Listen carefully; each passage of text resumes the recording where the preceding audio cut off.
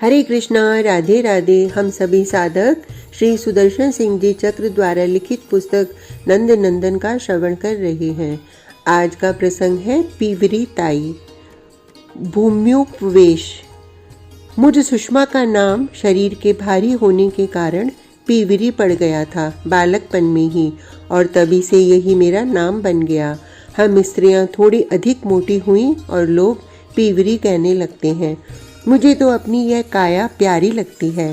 केवल एक कठिनाई है, मैं दौड़ नहीं सकती। महिलाओं का, लड़कियों का भी दौड़ना कूदना कोई अच्छी बात तो है नहीं।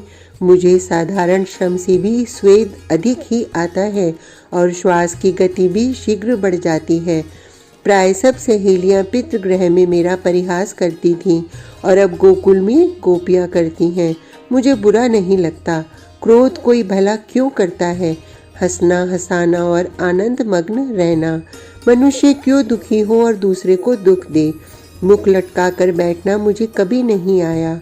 दूसरी भी कोई रूठ कर बैठती है तो मुझे हंसी आती है। आज तो आनंद मनाने, गाने बजाने का विशेष दिन है। क्या हुआ जो मैं ऋषि मुनियों के समान बहुत अंधेरे नहीं उठा करती? आज मैं देर तक सोती न रहूं, इस चिंता में पता नहीं मुझे निद्रा भी आई या नहीं। आज हमारा नन्हा युवराज सूर्य दर्शन करेगा। महर्षि शांडिल्य ने मुहूर्त निश्चय करने में बुद्धिमानी की है। कई बार ये ऋषि मुनि अपने विधि विधान में ऐसा पढ़ते हैं कि हम गृहस्थों की सुविधा, हमारे भाव समझने का तनिक भी कष्ट नहीं करते। सुकुमार नंद नंदन अब 4 मास का हो रहा है। वह कब तक कक्ष में रहेगा? किंतु पिछले महीने उसके भास्कर दर्शन की चर्चा चली तो मैंने विरोध किया था। अब अनुकूल समय आया है। देवर नंदन कहते थे शिशु के सर्वांग पर सूर्य रश्मि पड़नी चाहिए और उदित होते सूर्य का दर्शन तो लोग अशुभ मानते हैं। यह हेमंत का प्रारंभ महर्षि ने उपयुक्त मुहूर्त माना है। अब शीत के कारण सूर्य विषम रश्मि नहीं रहा। मैं कल सायंकाल ही देख आई थी कि गोकुल का पूरा पथ मेरे ज्येष्ठ अरुण वितानों से आच्छादित करवा रहे हैं। सेवकों तक को आज के लिए पावक वर्णी परिधान दे दिया गया है। मैं जब कभी लाल लहंगा और चुंदरी पहनती हूँ, स्वामी कहते हैं तुम तो बुढ़ापे में भी वीर बहुटी लगती हो। किंतु आज इस अरुण रंग का ही अवसर है। सभी आज इसी वर्ण को अपनाएंगी। आज के लिए ही तो मैंने माणिक्य मंडित कंकण और कंठाभरण बनवाए थे। आज का रविवार आदित्य आराधना दिवस है। मैंने कल ही भगवती पूर्णमासी से सुन लिया है कि आज सब लवण रहित आहार करेंगी। मैं तो वैसे भी मधुर रस ही रस मानती हूँ। भवन के सम्मुख का पथ मैंने बहुत प्रातः कुमकुम के पुष्प बनाकर अलंकृत कर दिया है। द्वार पर करवीर पुष्पों की बंधनवार लगा दी है। आज तेरी पीवरी ताई तो सबसे पहले पधारी। रोहिणी रानी ने नंद भवन पहुँचते ही लाल को मेरे अंक में दे दिया। कितना सुकुमार है ये। इसके इन अंगों से भास्कर किरणें सही कैसे जाएंगी? मुझे स्वयं शीतकाल में भी आतप कम ही सहन होता है और यह तो नवनीत कलेवर है। रक्त चंदन चर्चित प्रांगण, कुमकुम अंकित पथ, अरुण पद्म बने पथ और करवीर कुसुम मंडित गृह द्वार, पूरा गोकुल आज लाल लाल हो रहा है। सबने ही आज लाल वस्त्र पहने हैं। स्तंभों को लाल कौशे से अलंकृत कर दिया गया है। गोप गोपियाँ और मैं जानती हूँ कि मेरे ही गोष्ठ के समान सबके गोष्ठों की गायों, वृषभों, बछड़ों को भी माणिक्य और पद्मराग मणियों के अलंकरण आज रागोपदीत कर रहे हैं। महर्षि शांडिल्य तथा उनकी मुनि मंडली सदा अरुणाभ बलकल पहनने वाली है। किंतु शोभा तो है आज मेरे देवर नंद राय के श्री अंग की इन वस्त्रों में, और देवरानी यशोदा जवा कुसुम वर्णी कौशेय वस्त्रों में मुझे बदूटी लग रही है। मैंने उनके अंक में नीलमणि को दे दिया है और अरुण वस्त्रों की आभा से अरुणाभ हो आए। इसके अंग प्रभात के किंचित पूर्व अभी पावस में जब मेघों पर अरुणिमा बिखरती थी, नहीं, यह किसी शोभा के तुलने करने योग्य नहीं है। सब तो हमारे गोकुल में सूर्योदय से पूर्व स्नान के अभ्यासी हैं। आज तो सब आ गए हैं अंधेरे में ही नंद भवन। महर्षि ने सूर्योदय से पूर्व ही पूजन प्रारंभ कर दिया है। अच्छा हुआ कि गणपति पूजन नांदी मुख श्राद्धादि संपन्न हो चुके। देवर ने भगवान आदित्य को उदय होते ही अर्घ्य अर्पित किया। महर्षि कहते हैं भास्कर की रश्मियां अरुणिमा त्याग कर उज्जवल हो जाएं, तब शिशु आवेगा कक्ष से बाहर। मुझे बहुत निष्ठुर विधि लगी यह, किंतु इतना अच्छा हुआ कि स्वस्ति पाठ शंख ध्वनि के मध्य यशोदा रानी अपने अंक में लिए शाम को बाहर गईं कक्ष से और शीघ्र लौट आईं। मुझसे तो सहन नहीं हो सका यह दृश्य। मैंने नेत्र बंद कर लिए थे। केवल शिशु के करों में करवीर के कुछ पुष्प दिए महर्षि ने मंत्र पाठ करके, और वह कक्ष में आ गया। जेठानी तुंगी कहती हैं, तू बहुत भीरू है, सूर्य नारायण है, अतिशय कोमल सदैव अंतःकरण है उनका। शिशु कक्ष से बाहर आया तो क्षमार्ध में ही शुभ्र झीना मेघावरण उन्होंने स्वयं अपने ऊपर ले लिया था। मैंने भी देखा था प्रांगण में स्वर्ण के बृहत थाल में रक्त चंदन से कमलांकन किया गया था और उसकी कर्णिका पर आदित्य बीजांकित सूर्यमंडल बना था। ब्रिजराज के वाम पार्श्व में लाल को अंक में लिए देवरानी बैठ गई तो मेरा विशाल उनसे सटकर खड़ा हो गया था और मैं भी तो उसके पीछे ही थी। कुमकुम रंजित अक्षत, रक्तांबर, रक्षा सूत्र, रक्त चंदन, कृष्णचंद्र कितने कुतूहल से इन सबको देख रहा था। वह तो इनमें से किसी भी वस्तु को उठाने के लिए झुका पड़ता था। हाथ पैर हिलाकर उसका आज का किलकारी लेना, कितना आनंद मग्न था वह आंगन में आकर। चकित चकित देख रहा था चारों ओर और लगता था कि दाऊ को, मेरे विशाल को, अर्जुन को, ऋषभ को, सबको समीप बुला रहा है। सब तो उसके आसपास ही खड़े थे। सबको आज अरुणाभरण और लाल परिधान पहनाया गया था। महर्षि ने पुष्पांजलि अर्पित कराई और कुमकुम का तिलक कर दिया इसके भाल पर। अब देवरानी को कक्ष में आने की अनुमति मिल गई है। हम सब तो यहाँ रात्रि तक गाएंगी, उत्सव मनाएंगी। मैं ही सबसे अधिक भीत थी।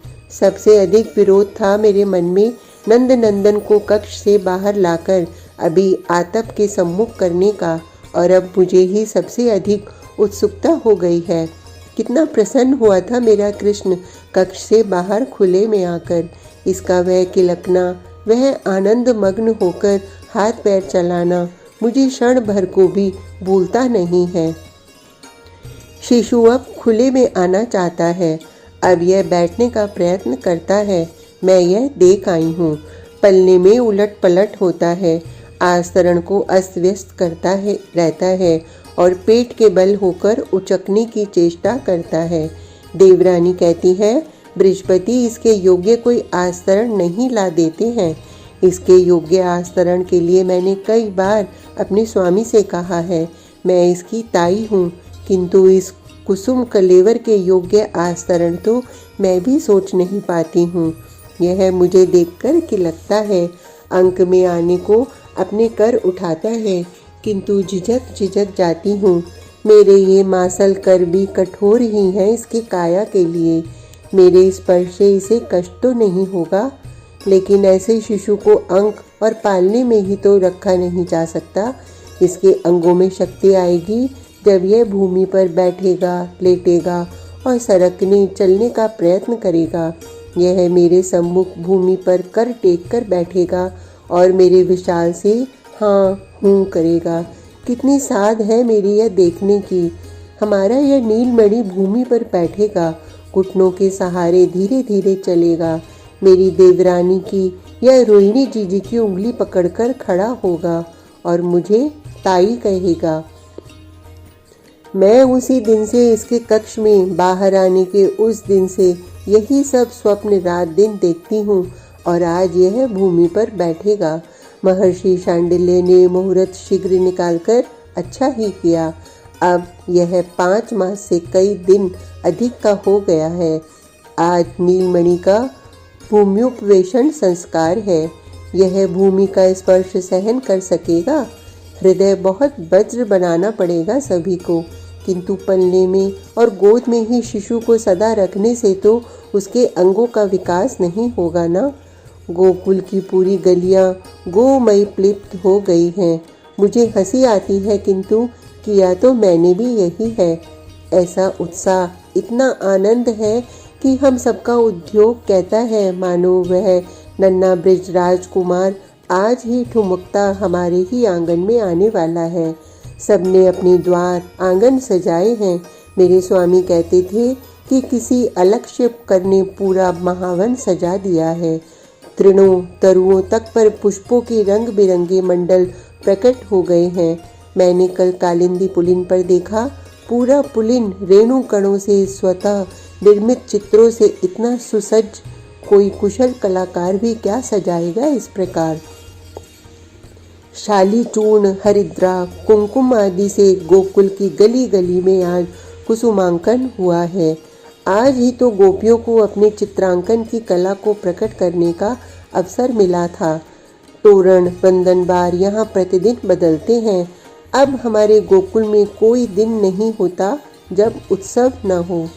पौष जैसे खर मास में भी पुत्रों की षष्ठी नाक्षत्रिक उत्सव पड़ते ही रहे हैं, और आज तो नीलमणि का, हमारे नन्हे युवराज का भूम्युपवेशन है। मैं रोहिणी जी की कला को मान गई। कितने एकांत मन से कैसे सुंदर कुसुम अंकित किए हैं उन्होंने। इतने चटकदार रंग चुनकर शिशु की मनोवृत्ति समझने का उत्तम परिचय दिया उन्होंने। कनाई धरा का कठोर स्पर्श न सह सके और रो पड़े, इस अवसर पर शिशु का रुदन शुभ नहीं होता। वह इन चमकते रंगों के पुष्पों को देखने में लगेगा तो संभव है अपना कष्ट कुछ क्षणों को भूल जाए। महर्षि शांडिल्य ने अब गणेश नवग्रहादि का पूजन समाप्त कर दिया है। अच्छा ही हुआ यह विलंब। शीतल धरा कुछ उष्ण हो गई। अब कृष्णचंद को इसका स्पर्श सुखद लगेगा। देवर नंद राय अब पृथ्वी पूजन कर रहे हैं। धरा देवी हैं, इनके भी तो हृदय होगा और उसमें भी तो वात्सल्य होगा। भगवती, हमारा यह श्याम कितना सुकुमार है, यह समझकर आप इसे अपने अंक में धारण करना। महर्षि शांडिल्य मुनिगणों के साथ सस्वर पृथ्वी सूक्त का पाठ कर रहे हैं। सर्वसहा धैर्य मूर्ति इस कृष्ण को धारण करे, इसके लिए मंगलमयी हो। महर्षि ने अर्घ्य दिया, पूजन किया और अब आज्ञा दी है।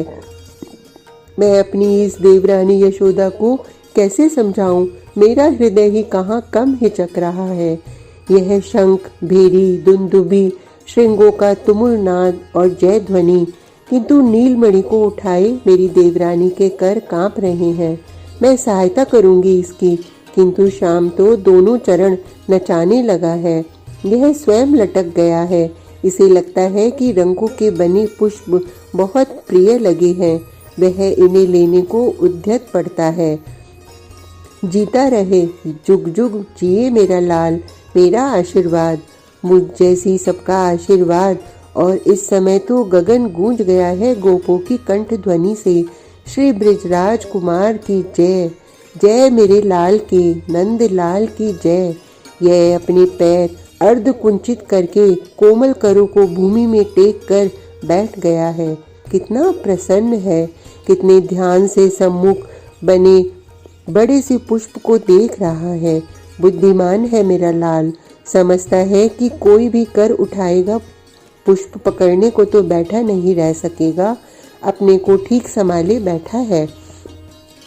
यशोदा ने इसके दोनों ओर अपनी हाथों की ओट बना रखी है। अब यह हूँ हाँ कहते मुड़ा। मैया की ओर देखने के प्रयत्न में उसके हाथों पर लुढ़क गया। हो गया, इतने क्षण यह भूमि पर बैठा रहा, यही क्या कम है। कितने अरुण हो गए हैं इसके नितंब इतनी सी देर में। बालक को अब अधिक प्रांगण में नहीं रहना चाहिए। जेठ ने कितने अवसर पर यह बात कही है। महर्षि ने भी स्वीकृति दे दी। यह कहाँ देर तक अभी आतप में रहने योग्य है। कक्ष में मातृ पूजन गुड़ घृत से वसुधारापात नीराजन करके महर्षि ने विप्र वर्ग के साथ इसको अभिषिक्त किया है और इसके कर में रक्षा सूत्र बांधकर भाल पर कुमकुम तिलक लगाकर अक्षत लगा दिए हैं। यह इसका अक्षत युक्त तिलक अंकित भाल, किंतु मुझे तत्काल राई लवण उतारना है। इसको किसी की कुदृष्टि नहीं लगनी चाहिए। आज का प्रसंग इतना ही। कल तक के लिए हरे कृष्णा, राधे राधे।